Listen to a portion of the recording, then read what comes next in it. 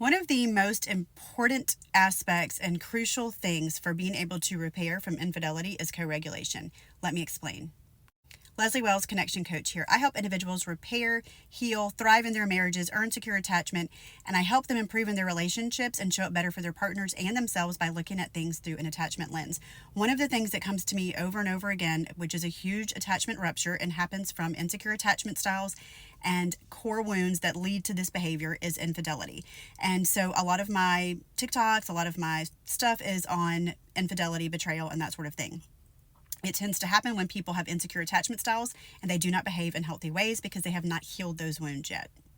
So infidelity causes extreme anxiousness. It sends the brain, the nervous system into fight or flight and trauma response and extreme anxiety to the point where a person just cannot regulate their nervous system. The best way for people to heal in relationships and the best way for people to calm their nervous system is with another partner. So self-regulation is extremely important, but it is very, very difficult when someone who has literally just gone through a trauma and their whole body and brain is responding to that trauma.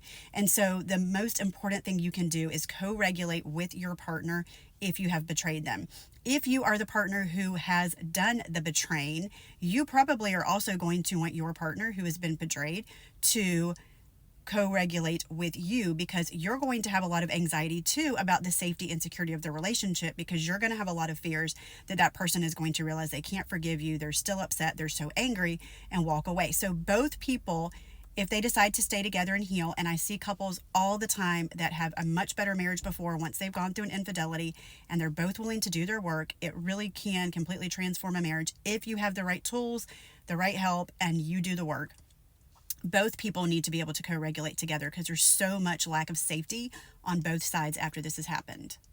The worst thing that you could do is to shut down, withdraw, disassociate. So if you are an avoidant attachment style, it is crucial that you work with someone who does some sort of attachment work so that you can heal this. Because if you shut down on your partner whenever you have betrayed them, then they are going to feel completely abandoned. And keep in mind that they already feel abandoned when they realize what you have done as far as betraying, and they feel like you have abandoned them and discarded them the whole time that you were betraying them. So that is a double abandonment. They're already terrified that the relationship's going to end, that their attachment to you is severed, and that the relationship does not really have a future. And so it's extremely important that you do not shut down, withdraw, disassociate, and trigger their abandonment wound. You need to be able to stay present and co-regulate with them.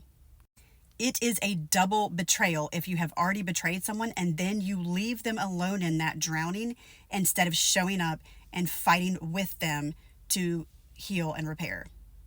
For avoidantly attached people, a lot of times they will have this sort of desire to hyper self-regulate, meaning that they want to distract, they want to focus on other things. Maybe they even get so involved in their own healing and researching how to heal that they're not actually paying attention to their partner and their relationship. So be very careful of that. You do not want to go into hyper self-regulation mode instead of co-regulation. Like, you absolutely have to do some self-regulation, but you really need to focus on the co-regulation at this time. No suppressing, no distracting. All of those things will go the opposite direction of healing. You have to stay present and engaged and work through the trauma. You cannot walk around it. You cannot bury it. You cannot put it under the rug. You have to actually face it to be able to heal and repair and ensure that you don't do this again. There is something that happens after infidelity sometimes called ambivalent attachment, and that is when someone is really conflicted because they have been betrayed, so they very much want to lean in and reconnect and get that safety back. So whenever a primary relationship is threatened, then and there's a fear of a loss of that partner or that relationship, the brain automatically wants to reconnect and regain safety, because losing somebody important to us is a threat to our body, our nervous system. We very much are built for connection, and we get used to that. And we even have neurochemicals that are frequently released at a certain level whenever we are in a committed long-term relationship. And so everything goes haywire, and our brain is looking for safety when there's a disconnect in that relationship. And so the person will inherently, because of that lack of safety, want to lean in and cling to that partner and co-regulate with them. But simultaneously, they have disgust, they're repulsed, they're angry, they feel betrayed, they feel hurt. So they also want to push that person away. So that is normal after an instance of infidelity. But what you need to remember is that all of those moments where your partner is leaning in and they're clinging, you need to be available and try to co-regulate in those times. Whenever they are in the instance where they're struggling and they want to push you away, that's a good time for you to go back and you to self-regulate on your own. But take advantage of the opportunities where they're leaning into you so that you can co-regulate with them. The couples that I work with, the ones that tend to co-regulate together and lean in together and pull each other out of the fire and out of the pit of hell together, are the ones that typically heal faster and have a much better, stronger relationship after, where there's true intimacy, vulnerability, transparency, and safety that develops over the time going through these things and doing it together. The ones that tend to shut down, draw apart, and kind of let things die and nobody wants to lean in, that's usually where I see a big problem. And that's also why it's crucial to look at things through an attachment lens, so that if you are somebody who naturally does not have any emotional attunement and cannot show up in a marriage, or you cannot lean into your partner, and that's a lot of times the people that tend to act out in ways that lead to infidelity, or the people who are using infidelity to avoid, suppress, and distract, those people are going to need extra work with attachment style to be able to show up better and make sure that these things do not happen again. So co-regulation is one of the most important, crucial things for someone who is going through this. And again, that goes back to attachment style, whether or not you are able to show up well to be able to co-regulate with their partner. And so that's why I look through things through an attachment lens. And hopefully this helps you if you are struggling with how to respond to your partner or how to show up well after you have been through this.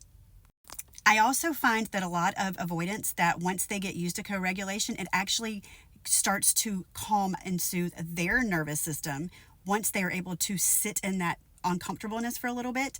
Once they can sort of titrate and get to the place where they're okay with that, it really does do a lot of nervous system work for them as well. And a lot of that avoidance will fall away. I see that a lot too. So if you aren't already following me on Instagram, Facebook, or YouTube, go ahead and follow me there too, because with all this stuff going on with the ban on TikTok, who knows?